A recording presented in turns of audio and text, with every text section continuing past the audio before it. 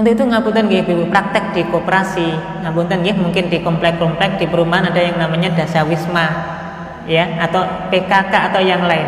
Ada uang terkumpul dari anggota ini, kemudian nanti ada anggota yang butuh uang 1 juta misalnya ya.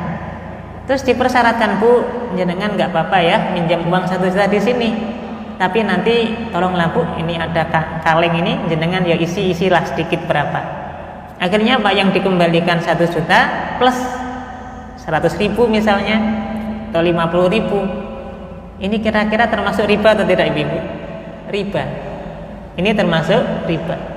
Selama akadnya utang piutang 1 juta kok dibayar 1.100.000, 1.150.000, atau bahkan dibayar 1.050.000 saja, maka 50-nya ini adalah riba.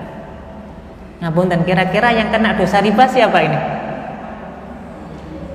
Ya semuanya kena, semua pengurusnya kena, semua yang minjam juga kena, yang mencatat transaksinya juga kena, yang menjadi saksi juga kena. Ya, kenapa? Karena ini riba. Kadang-kadang ini kan suka sama suka, saling ridho antara yang dipinjami dengan yang memberi pinjaman.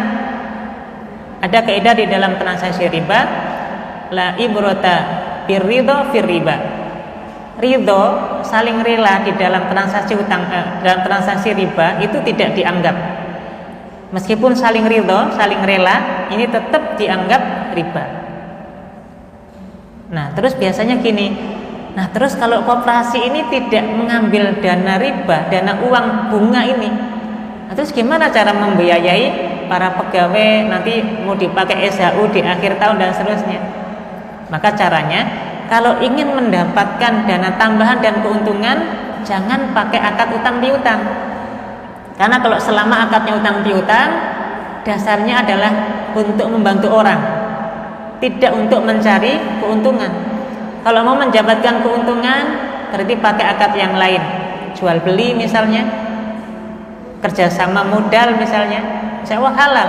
Tapi kalau selama akadnya utang piutang, ini yang menyebabkan transaksi tersebut riba dan ini dilarang. Termasuk sekarang misalnya ada pinjol ya, pinjaman online. Dengan mudah kita bisa mengoperasikan di HP kita, banyak tawaran-tawaran menarik ya, dengan bunga kecil 0,sekian% dan seterusnya. Prinsipnya sama. Selama akadnya utang piutang, kemudian kita bayar berlebih, maka lebihnya ini adalah riba. Meskipun 0,sekian%, sedikit sekali, kecil sekali, nggak sampai 1% misalnya ya bunganya, tetap ini namanya riba.